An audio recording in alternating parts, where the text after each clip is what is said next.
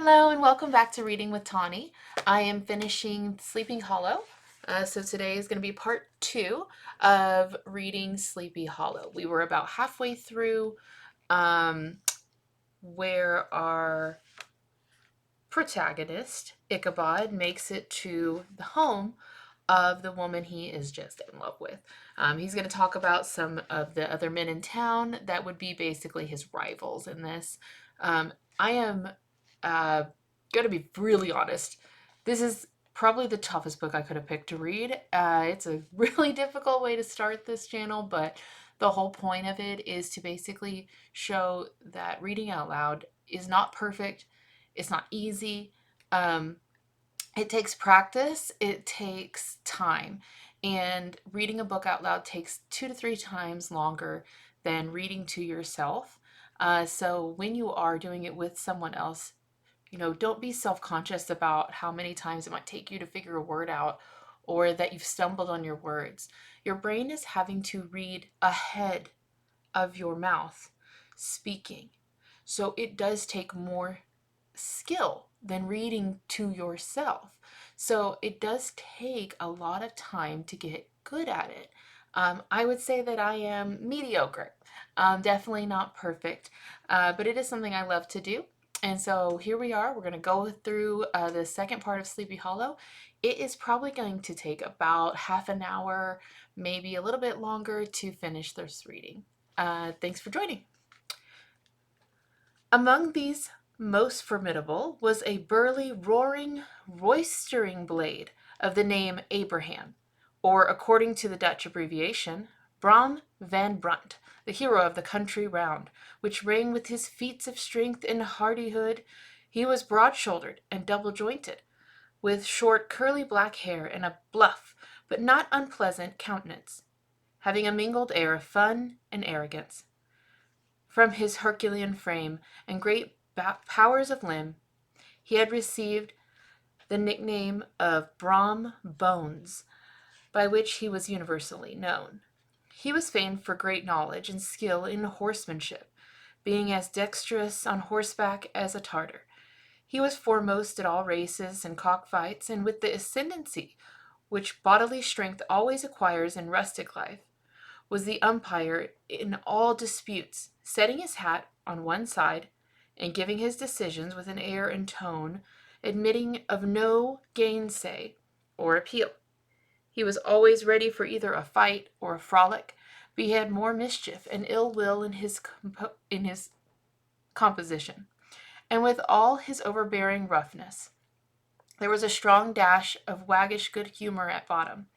He had 3 or 4 boon companions, who regarded him as their model, and at the head of whom he scoured the country, attending every scene or feud or merriment for miles round. In cold weather he was distinguished by a fur cap, surmounted with a flaunting fox's tail, and when the folks at country gathering discreed this well-known crest at a distance, whisking about among a squad of hard riders, they always stood by for a squall. Sometimes his crew would be heard dashing along past the farmhouses at midnight, with whoop and halloo, like a troop of dawn Cossacks, and the old dames, startled out of their sleep, would listen for a moment till hurry-scurry had clattered by, and then exclaim, "Ay, there goes Brom Bones and his gang!" The neighbors looked upon him with a mixture of awe and admiration and goodwill, and when any madcap prank or rustic brawl occurred in the vicinity, always shook their heads and warranted Brom Bones was at the bottom of it. This rantipole hero had for some time singled out the blooming Katrina for the object of his uncouth gallantries, and though his amorous toyings were something like the gentle caresses and endearments of a bear, yet it was whispered that she did not altogether discourage his hopes.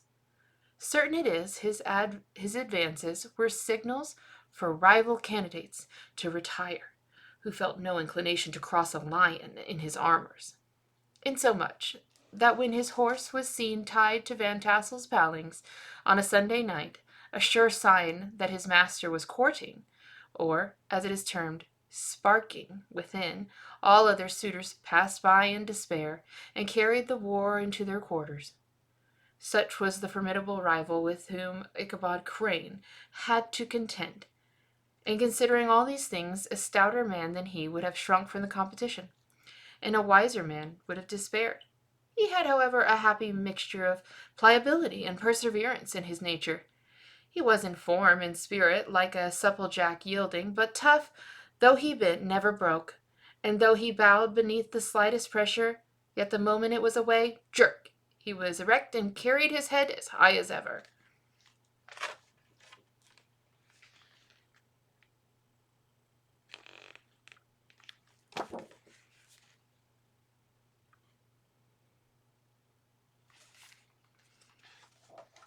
To have taken the field openly against his rival would have been madness, for he was not a man to be thwarted in his armors, any more than that stormy lover, Achilles. Ichabod, therefore, made his advances in a quiet and gentle, insinuating manner, under cover of his character of singing master. He made frequent visits at the farmhouse. Not that he had anything to apprehend from the meddlesome interference of parents, which is so often a stumbling block in the path of lovers. Balt Van Tassel was an easy, indulgent soul. He loved his daughter better than even his pipe, and like a reasonable man and an excellent father, let her have her way in everything. His notable little wife, too, had enough to do to attending to her housekeeping and manage her poultry, for as she sagely observed, ducks and geese are foolish things and must be looked after, but girls can take care of themselves. Thus, while the busy dame bustled about the house or plied her spinning wheel at the end of a piazza, honest Balt would sit smoking his evening pipe at the other, watching the achievements of a little wooden warrior, who, armed with a sword in each hand, was most valiantly fighting in the wind on the pinnacle of the barn. In the meantime, Ichabod would carry his suit with the daughter by the side of the spring under the great elm, or sauntering along in the twilight. That hour was so favorable to the lover's eloquence.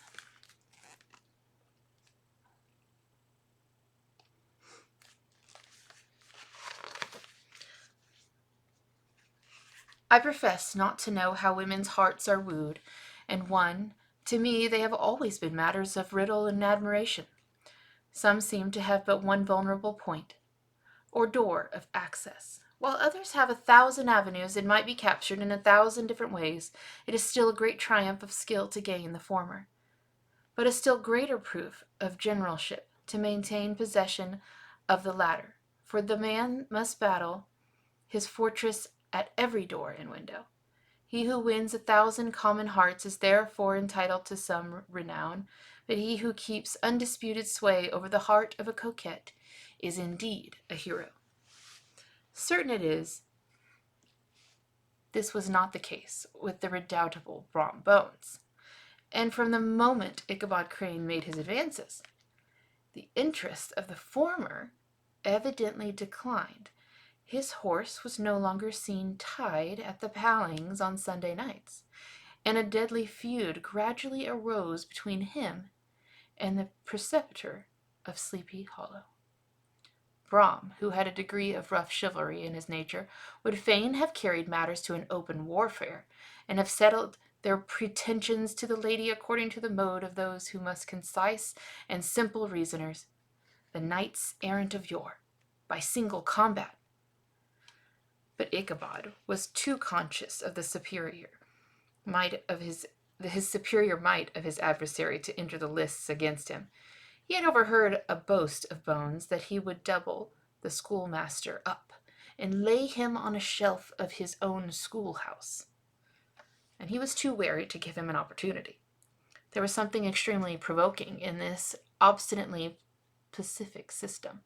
It left Braun no alternative but to draw upon the funds of rustic waggery in his disposition and to play off boorish practical jokes upon his rival. Ichabod became the object of whimsical persecutions to Bones and his gang of rough riders. They harried his hitherto peaceful domains, smoked out his singing school by stopping up the chimney, broke into the schoolhouse at night, in spite of its formidable fastenings of withe and window stakes, and turned everything topsy-turvy. So that the poor schoolmaster began to think all the witches in the country held their meetings there. But what was more annoying, Brom took all opportunities of turning him into ridicule in the presence of his mistress, and had a scoundrel dog whom he taught to whine in the most ludicrous manner, and introduced as a rival of Ichabod's to instruct her in psalmody. In this way matters went on for some time, without producing any material effect on the relative situation of the contending powers. On a fine autumn afternoon, Ichabod, in a pensive mood, sat enthroned on the lofty stool whence he usually watched all the concerns of his little literary realm. In his hand he swayed a ferule. On that sceptre of despotic power, the birch of justice reposed on 3 nails. Behind the throne, a constant terror to evildoers, while on the desk before him might be seen sundry contraband articles and prohibited weapons detected upon the persons of idle urchins, such as half-munched apples, pop-guns, whirligigs, fly-cages, and whole legions of rampant little paper gamecocks. Apparently there had been some appalling act of justice recently inflicted, for his scholars were all busily intent upon their books, or slyly whispering behind them with one eye kept upon the master, and a kind of buzzing stillness reigned throughout the schoolroom. It was suddenly interrupted by the appearance of, I am going to skip the word because it's inappropriate, in tow-cloth jacket and trousers, a round-crowned fragment of a little hat, like the cap of Mercury, and mounted on the back of a ragged, wild, half-broken colt, which he managed with a rope by the way of a halter. He came clattering up the school door with an invitation to Ichabod to attend a merry-making or quilting frolic to be held that evening at Mynheer Van Tassel's, and having delivered his message,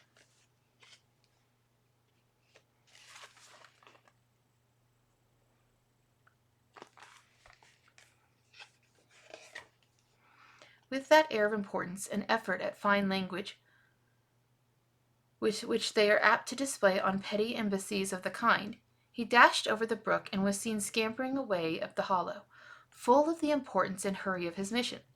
All was now bustle and hubbub in the late quiet schoolroom. The scholars were hurried through their lessons without stopping at trifles.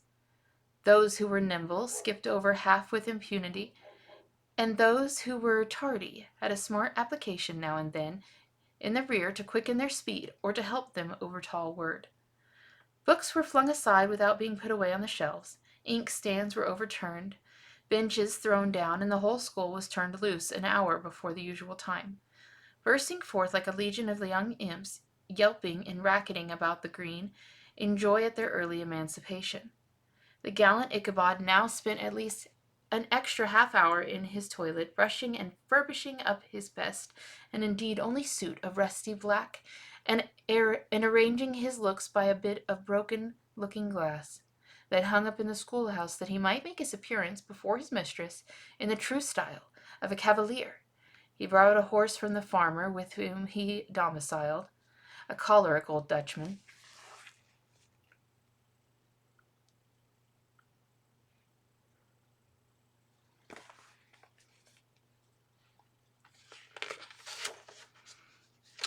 of the name of Hans Van Ripper, and thus gallantly issued forth like a knight-errant in quest of adventures. But it is meet I should, in the true spirit of romantic story, give some account of the looks and equipment of my hero and his steed. The animal he bestrode was a broken-down plough-horse that had outlived almost everything but his viciousness. He was gaunt and shagged, with a ewe-neck and a head like a hammer. His rusty mane and tail were tangled and knotted with burrs. One eye had lost its pupil, and was glaring and spectral, but the other had the gleam of a genuine devil in it. Still, he must have had fire and metal in this day, if we may judge from the name he bore of Gunpowder. He had, in fact, been a favorite steed of the master's, the choleric Von Ripper, who was a furious rider, and had infused very probably some of his own spirit into the animal, for old and broken down as he looked, There was more of the lurking devil in him than in any young filly in the country. Ichabod was a suitable figure for such a steed. He rode with short stirrups, which brought his knees nearly up to the pommel of the saddle. His sharp elbows stuck out like grasshoppers. He carried his whip perpendicularly in his hand, like a scepter, and his horse jogged on.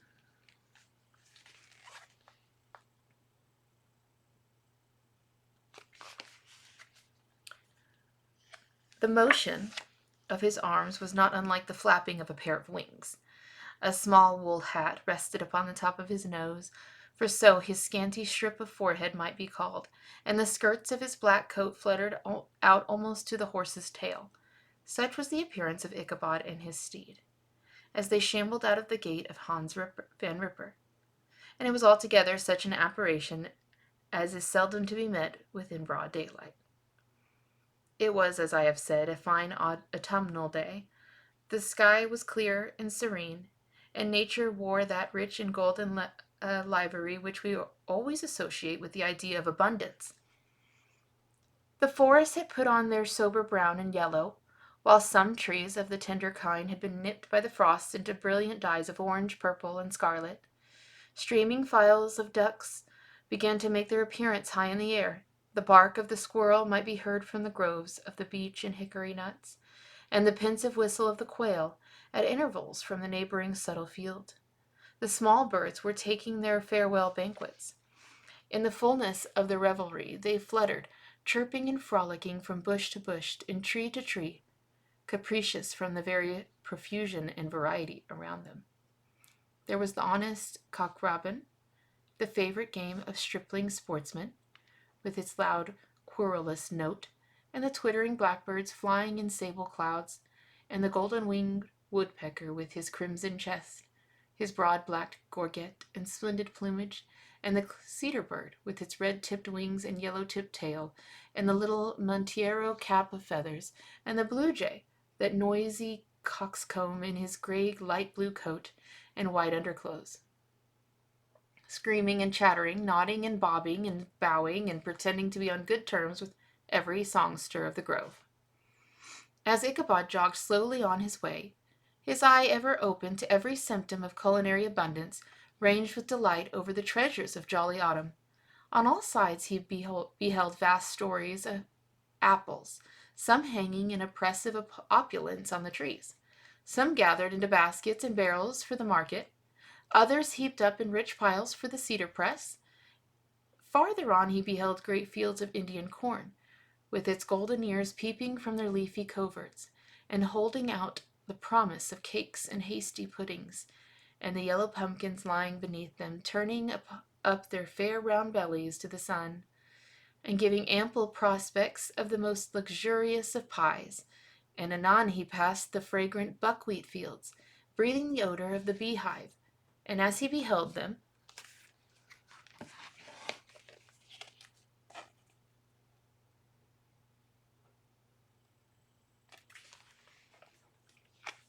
soft anticipations stole over his mind of dainty slapjacks, well buttered and garnished with honey or treacle, by the delicate little dimpled hand of Katrina Van Tassel. Thus feeding his mind with the many sweet thoughts and sugared suppositions, he journeyed along the sides of the range of hills which looked out upon some of the goodliest scenes of the mighty Hudson. The sun gradually wheeled his broad disk down into the west. The wide bosom of the Tappan Zee lay motionless and glassy, excepting that here and there a gentle undulation waved and prolonged the blue shadow of the distant mountain.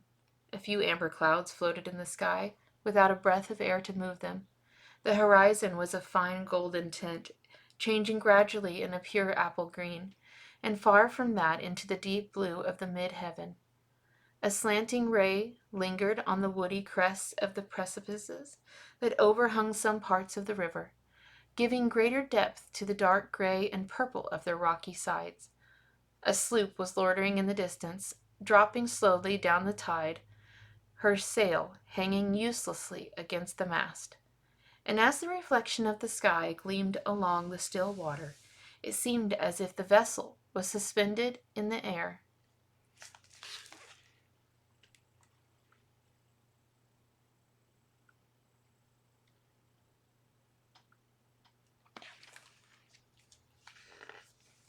It was toward evening that Ichabod arrived at the castle of the heir Van Tassel, which he found thronged with the pride and flower of adjacent country.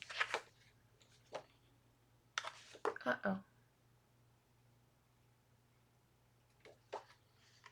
My old book is missing a page.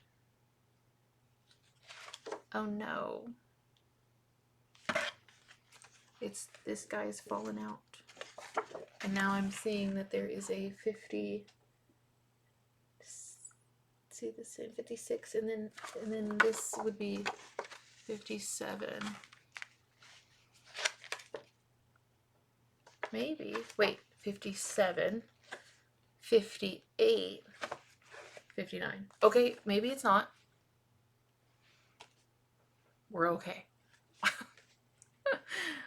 My book is so old, the binding has all broken and the glue is all dried and cracking and the pages are falling out, so I'm trying to be careful, but I thought maybe I had lost a section, but we're okay. It was toward evening that Ichabod arrived at the castle of heir Van Tassel, which he found thronged with the pride and flower of the adjacent country. Old farmers, a spare leathern-faced race, in homespun coats and breeches, blue stockings and huge shoes and magnificent pewter buckles, their brisk, withered little dames in the close crimped caps, long-waisted short gowns, homespun petticoats with scissors and pin cushions and gay calico pockets hanging on the outside. Buxom lasses almost as antiquated as their mothers, excepting where a straw hat and a fine ribbon or perhaps a white frock gave symptoms of city innovations. The sons in short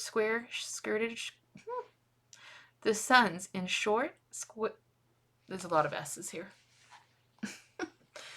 The sons in short, square-skirted coats with rows of stupendous brass buttons, and their hair generally queued in the fashion of the times, especially if they could procure an eel skin for the purpose, it being esteemed throughout the country as a potent nourisher and strengthener of the hair.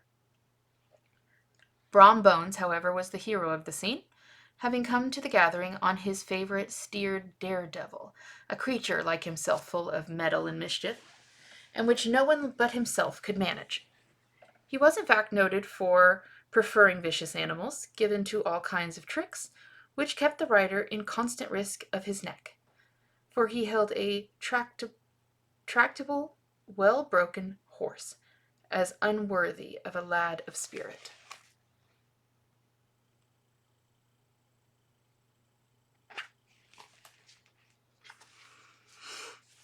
Fain would I pause to dwell upon the world of charms that burst upon the enraptured gaze of my hero, as he entered the state parlor of Van Tassel's mansion, not those of the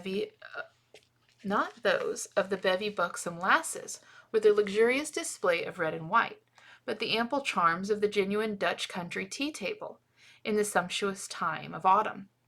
Such heaped-up platters of cakes and various and almost indescribable kinds, known only to those experienced Dutch housewives.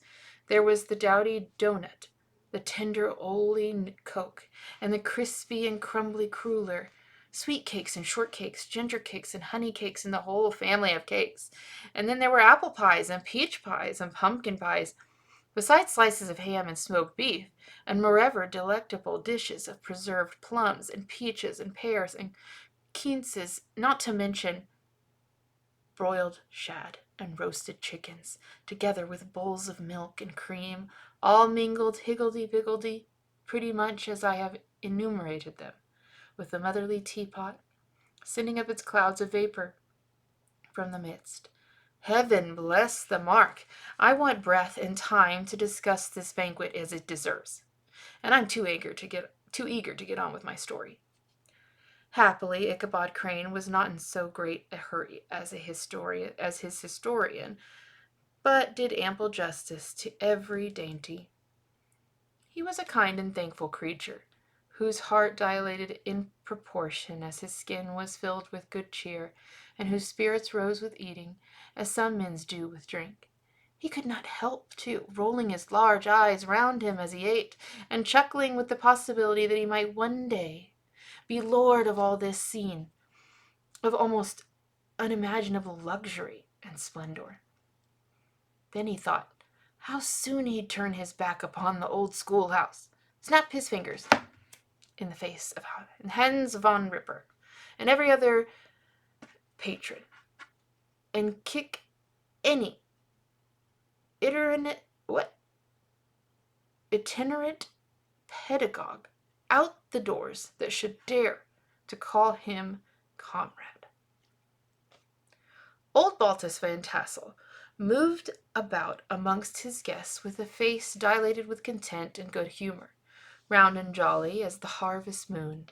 His hospitable attentions were brief, but expressive, being confined to a shake of the hand, a slap on the shoulder, a loud laugh, and a pressing invitation to fall to and help themselves.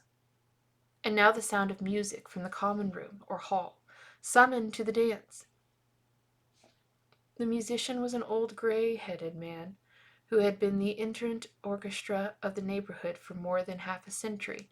His instrument was old and battered as himself.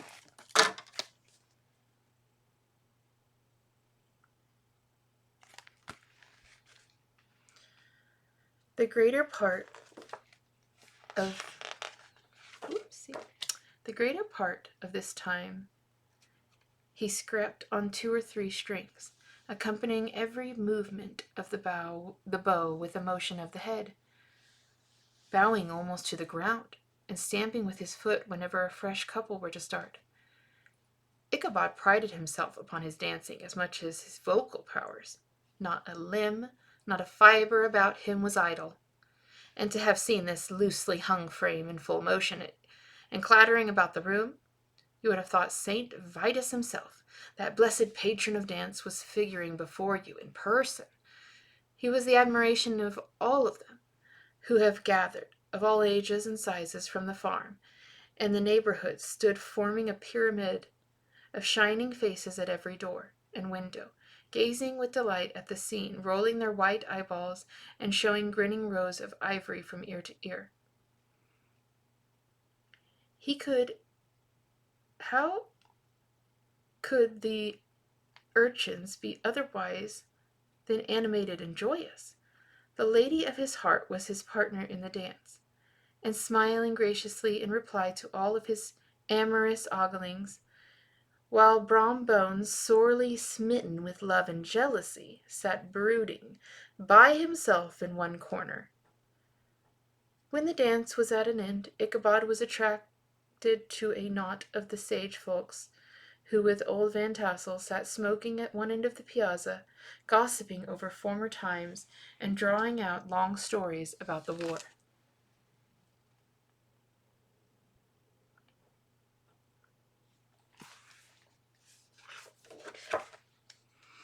This neighborhood, at the time of which I am speaking, was one of those highly favored places which abound with chronicle and great men. The British and American line had run near it during the war.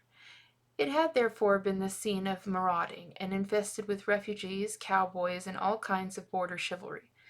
Just sufficient time had elapsed to enable each storyteller to dress up his tale with a little becoming fiction, and in the indistinctness of his recollection to make himself the hero of every exploit.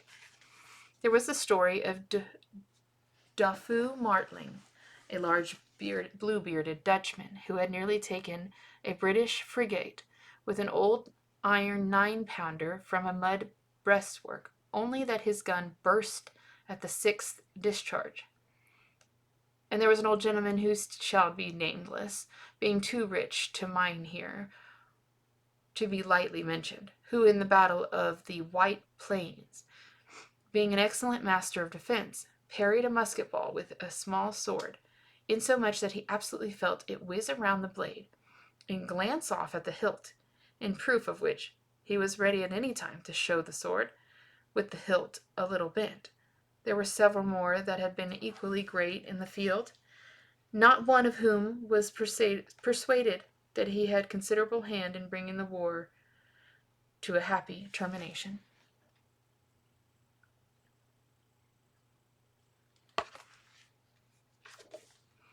But all these were nothing to the tales of the ghosts and apparitions that succeeded. The neighborhood is rich in legend and treasures of the kind. Local tales and superstitions thrive the best in these sheltered, long-settled retreats, but are trampled underfoot by the shifting throng that forms the population of most of our country places. Besides, there is no encouragement for ghosts in most of our villages, for they have scarcely had time to finish their first nap and turn themselves in their graves before their surviving friends have traveled away from the neighborhood, so that when they turn out at night to walk round, they have no acquaintance left to call upon. This is perhaps the reason why we so seldom hear of ghosts, except in our long-established Dutch communities. The immediate cause, however, of the prevalence of supernatural stories in these parts was doubtless owing to the vicinity of Sleepy Hollow. There was a contagion at the very air that blew from that haunted region. It breathed forth an atmosphere of dreams and fantasy, infecting all the land. Several of the Sleepy Hollow people were present at Van Tassel's, and as usual were doing out their wild and wonderful legends. Many dismal tales were told about funeral trains, mourning cries and wailings heard and seen about the great tree where the unfortunate Major Andre was taken, and which stood in the neighborhood. Some mention was made also of the woman in white that haunted the dark glen at Raven Rock, and was often heard to shriek on winter nights before a storm, having perished there in the snow. The chief part of the stories, however, turned upon the favorite spectre of Sleepy Hollow, the Headless Horseman, who had been heard several times of late, patrolling the country, and it is said, tethered his horse nightly among the graves in the churchyard. The sequestered situation of this church seems always to have made it a favorite haunt of troubled spirits. It stands on a knoll, surrounded by locust trees and lofty elms, from among which its decent whitewashed walls shine modestly forth, like Christian purity beaming through the shades of retirement. A gentle slope descends from it to a silver sheet of water, bordered by high trees, between which peeps may be caught at the blue hills of the Hudson. To look upon its grass-grown yard, where the sunbeams seem to sleep so quietly, one would think that there at least the dead might rest in peace. On one side of the church extends a wide woody dell, along which raves a large brook amongst broken rocks and trunks of fallen trees.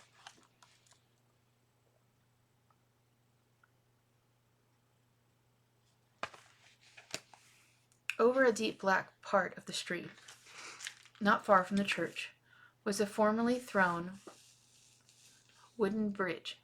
In the road that led to it, and the bridge itself, were thickly shaded by overhanging trees, which cast a gloom about it, even in the daytime, but occasioned a fearful darkness at night. This was one of the favorite haunts of the Headless Horseman, and the place where he most frequently encountered. The tale was told of an old Brower, a most heretical disbeliever in ghosts, how he met the horseman returning from his foray into Sleepy Hollow, and was obliged to get up behind him, how they galloped over bush and brake, over hill and swamp, until they reached the bridge, when the horseman suddenly turned into a skeleton, threw old Brower into the brook, and sprang away over the treetops with a clap of thunder. This story was immediately matched by a thrice marvelous adventure of Brom Bones, who made light of the galloping Hessian as an errant jockey. He affirmed that on returning one night from the neighboring village of Sing Sing, he had been overtaken by this midnight trooper, that he had offered to race with him for a bowl of punch, and should have won it too, for Daredevil beat the goblin horse all hollow, but just as they came to the church bridge, the Hessian bolted and vanished into a flash of fire.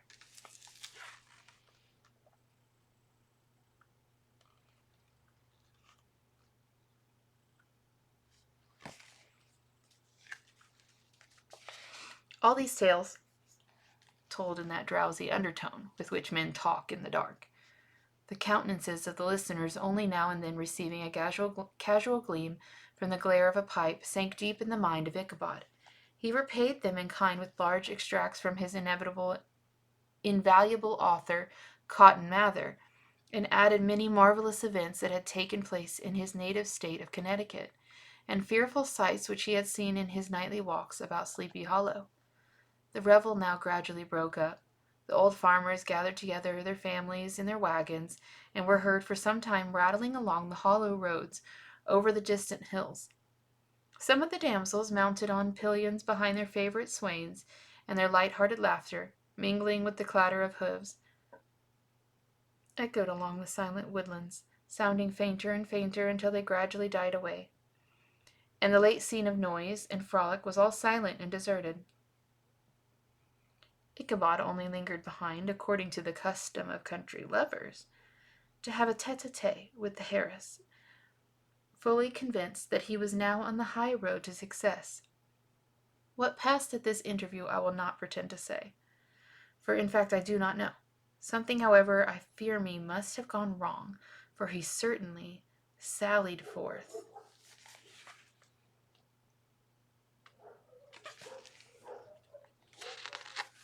After no very great interval, with an air quite desolate and chop-fallen.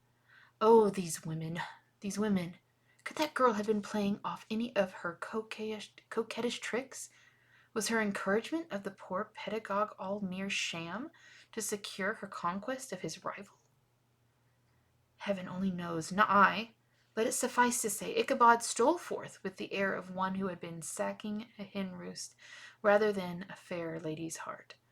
Without looking to the right or the left to notice the scene of the rural wealth on which he had so often gloated, he went straight to the stable, and with several hearty cuffs and kicks, roused his steed most uncourteously from the comfortable quarters in which he was soundlessly sleeping, dreaming in the mountains of corn and oats and whole valleys of timothy of clover. It was the very witching time of night that Ichabod, heavy-hearted and crestfallen, pursued the travel homewards.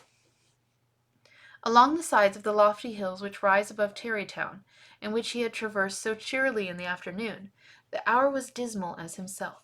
Far below him, the Tappan Zee was spread its dusky and indistinct waste of waters, with here and there the tallest mast of sloop riding quietly at anchor under the land. In the dead hush of midnight he could even hear the barking of the watchdog from the opposite shore of Hudson, but it was so vague and faint as he only gave an idea of the distance from the faithful companion of man.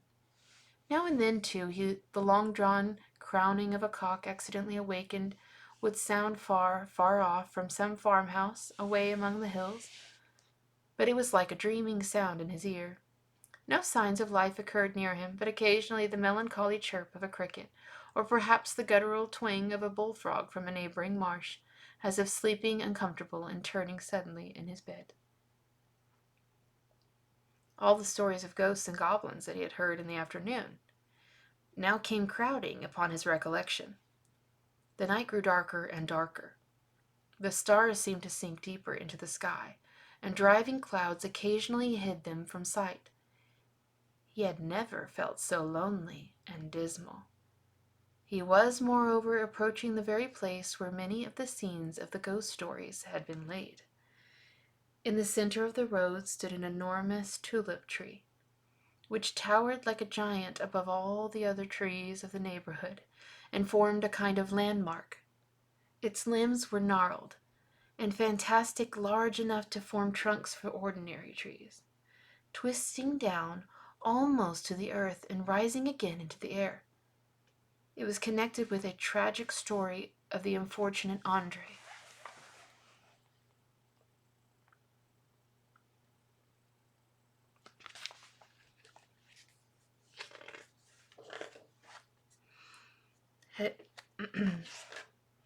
Who had been taken prisoner hard by, and was universally known by the name of Major Andre's tree.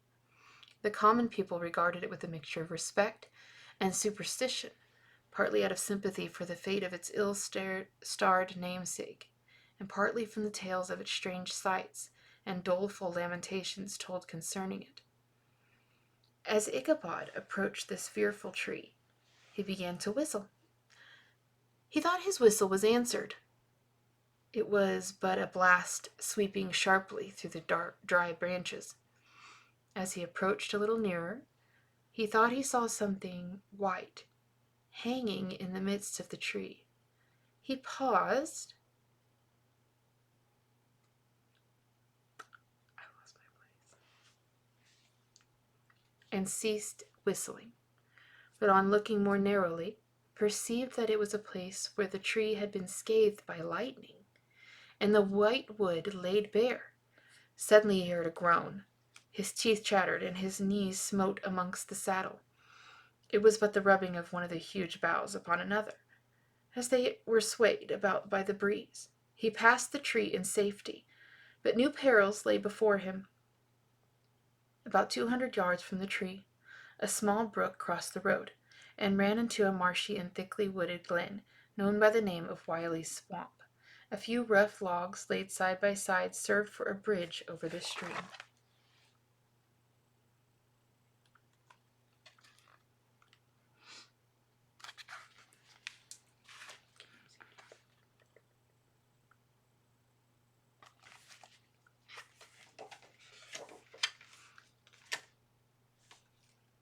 On that side of the road where the brook entered the wood, a group of oaks and chestnuts, matted thick with wild grapevines, threw a cavernous gloom over it.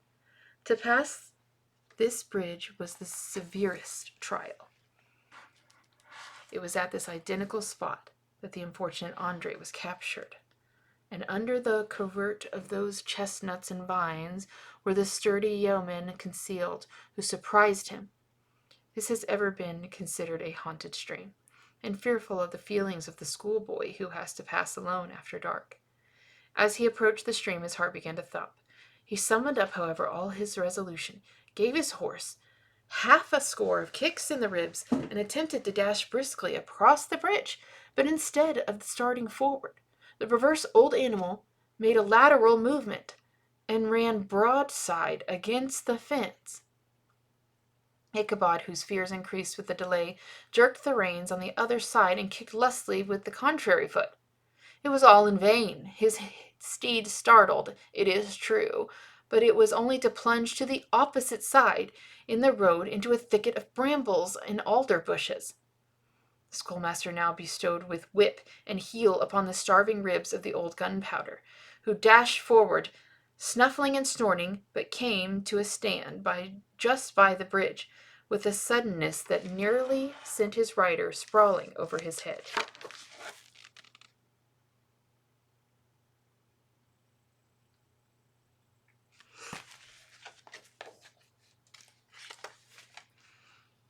Just at this moment, a plashy tramp by the side of the bridge caught the sensitive ear of Ichabod. In the dark shadow of the grove, on the margin of the brook, he beheld something huge, misshapen, black, and towering. It stirred not, but seemed gathered up in the gloom like some gigantic monster ready to spring upon the traveler. The hair of the affrighted pedagogue rose upon his head with terror. What was to be done? To turn and fly, and it was now too late. And besides, what chances was there of escaping ghost or goblin, if such it was, which could ride upon the wings of the wind? Summoning up, therefore, a show of courage, he demanded in stammering accents, "Who are you?" He received no reply.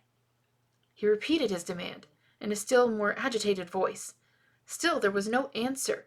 Once more he congealed the sides of his inflexible gunpowder, and shutting his eyes, broke forth with an involuntary fever into a psalm tune. Just then the shadowy object of alarm put itself in motion, and with a scramble and a bound stood at once in the middle of the road. Through the night and was dark and though the night was dark and dismal, yet the form of the unknown might now in some degree be ascertained. He appeared to be a horseman of large dimensions, and mounted on the black horse of a powerful frame. He made no offer of molestation or sociability, but kept aloof on one side of the road, jogging along on the blind side of old gunpowder. who had now got over his fright and waywardness. Ichabod, who had no relish for the strange midnight companion, and bethought himself of the adventure of Brom Bones, with galloping Hessian now quickened his steed in hopes of leaving him behind.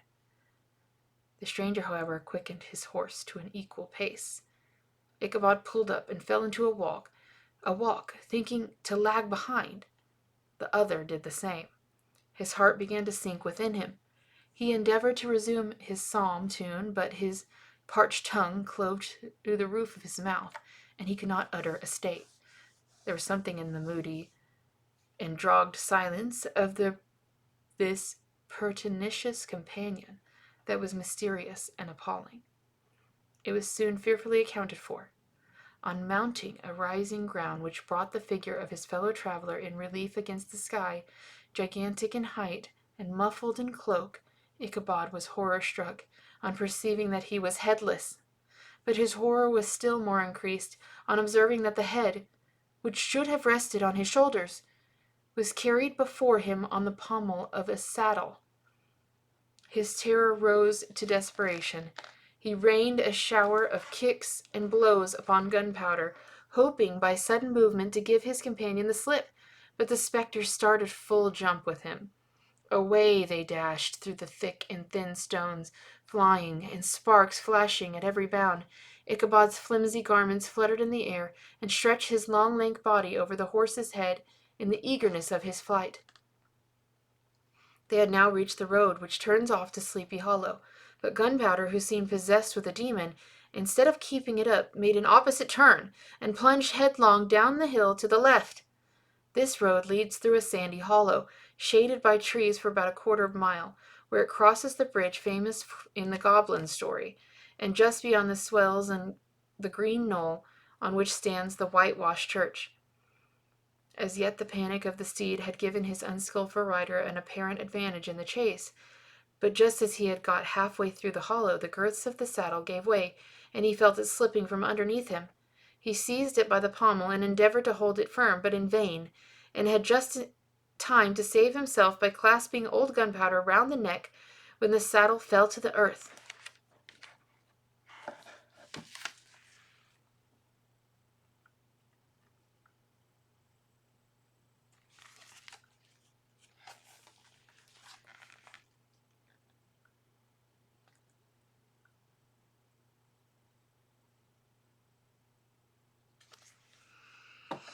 And he heard it, trampled underfoot by his pursuer. For a moment the terror of Hans Van Ripper's wrath passed across his mind, for it was his Sunday's saddle. But this was no time for petty fears. The goblin was hard on his haunches, and, unskilful rider that he was, he had much ado to maintain his seat, sometimes slipping on one side, sometimes on the other, and sometimes jolted to the high ridge of his horse's backbone, with a violence that he verily feared would cleave him asunder. An opening in the trees now cheered him with the hopes that the church bridge was at hand. The wavering reflection of Silver Star in the bosom of the brook told him that he was not mistaken. He saw the walls of the church dimly glared under the trees beyond. He recollected the place where Brom Bones' ghostly competitor had disappeared. "If I can just but reach the bridge," thought Ichabod, "I am safe." Just then he heard the black steed panting and blowing close behind him. He even fancied that he felt his hot breath. Another convulsive kick in the ribs, and old Gunpowder sprang upon the bridge. He thundered over the resounding planks.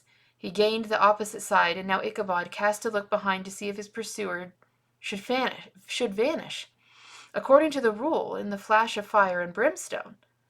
Just then he saw the goblin rising in his stirrups.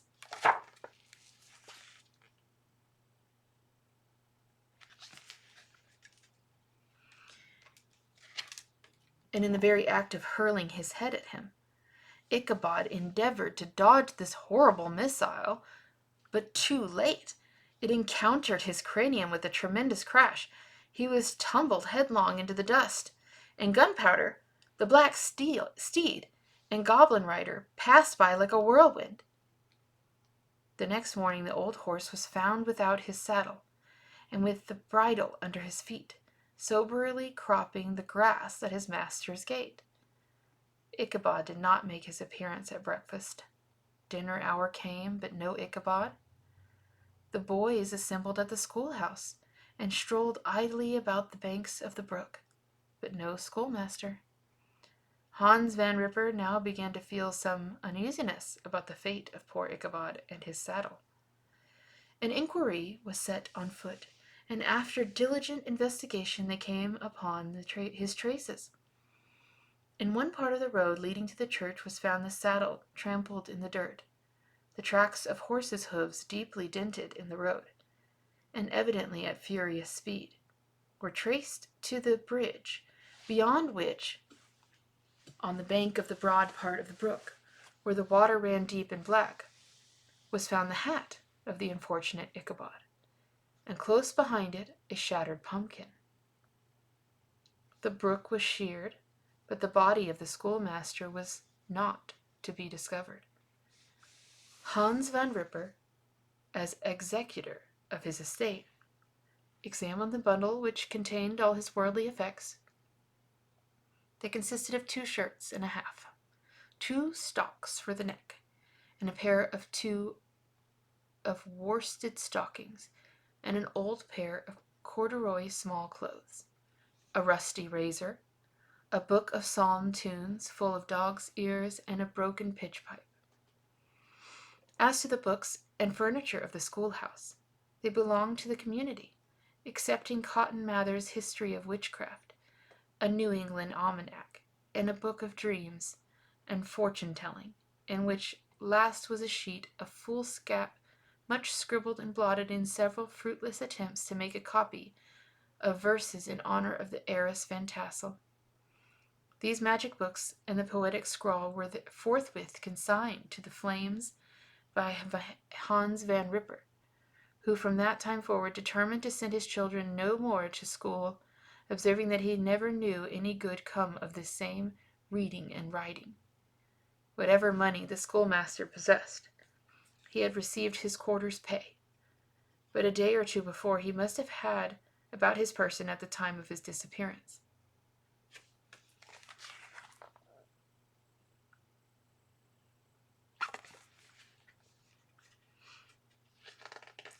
The mysterious event caused so much speculation at the church on Sunday. Knots of gazers and gossips were collected in the churchyard, at the bridge, and at the spot where the hat and pumpkin had been found. The stories of Browder and Bones, a whole budget of others, were called to mind, and when they had diligently considered them all, and compared them with the symptoms of the present case, they shook their heads, and came to the conclusion that Ichabod had been carried off by the galloping Hessian. As he was a bachelor, and in nobody's debt, nobody troubled his head more about him. The school was removed to a different quarter of the hollow, and another pedagogue resigned to its stead. It is true, an old farmer who had been down to New York on a visit several years after, and from whom this account of the ghostly adventure was received, brought home the intelligence that Ichabod Crane was still alive, that he had left the neighborhood, partly through fear of the goblin and Hans Van Ripper, and partly in mortification of having been suddenly dismissed by the heiress, that he had changed his quarters to a distant part of the country. He had kept school and studied law at the same time. He had been admitted to the bar, turned politician, electioneered, written for the newspapers, and finally had been made a justice of the 10-pound court. Brom Bones, too, who shortly after his rival's disappearance conducted the blooming Katrina in triumph to the altar,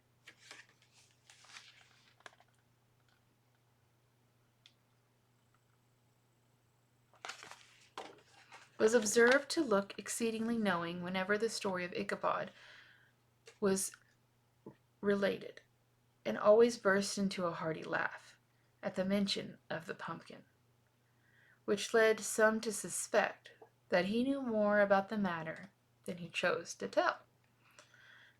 The old country wives, however, who are the best judges of these matters, maintain to this day that Ichabod was spirited away by supernatural means, and it is a favorite story often told about the neighborhood round the winter evening fire.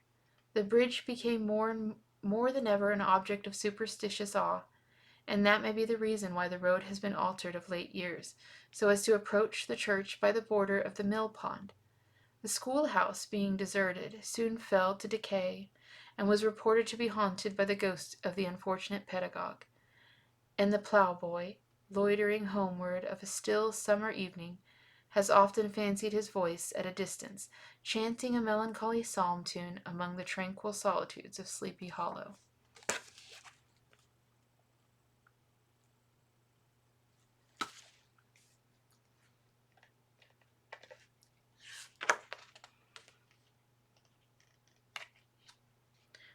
There is a postscript in here that I'll read. That is the end. Postscript. Found in the handwriting of Mr. Knickerbocker.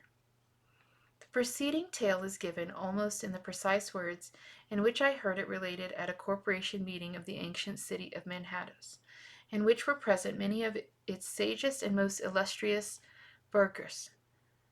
The narrator was a pleasant, shabby, gentlemanly old fellow in pepper and salt clothes, with a sadly humorous face, and one whom I strongly suspected of being poor.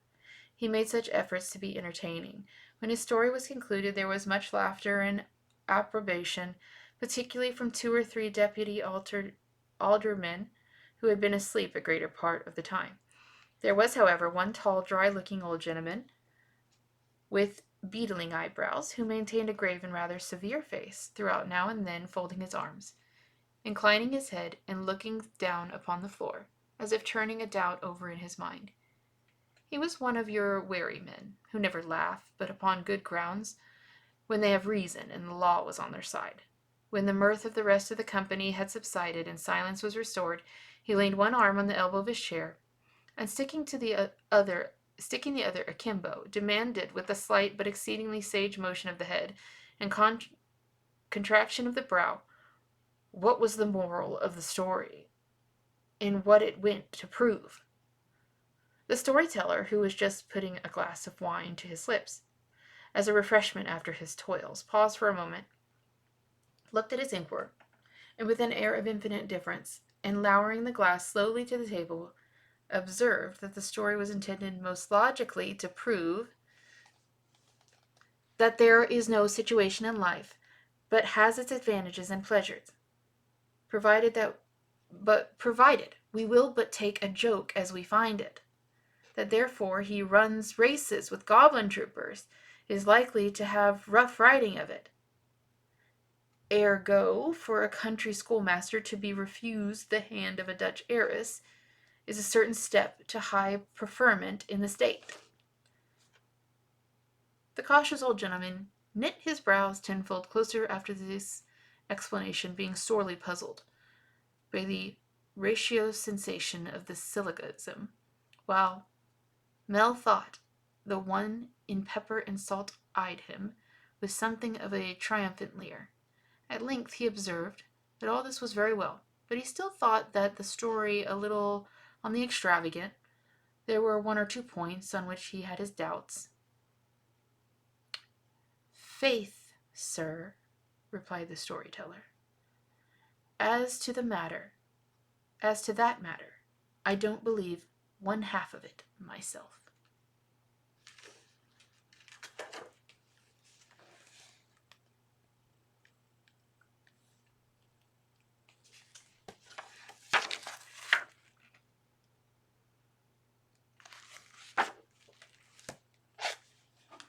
Thank you for joining me for part 2 of The Legend of Sleepy Hollow. Please check back. I would love for you to follow the actual page that I have. Please like the videos, and I will continue to read books every week, probably posting them on Tuesdays. Thank you.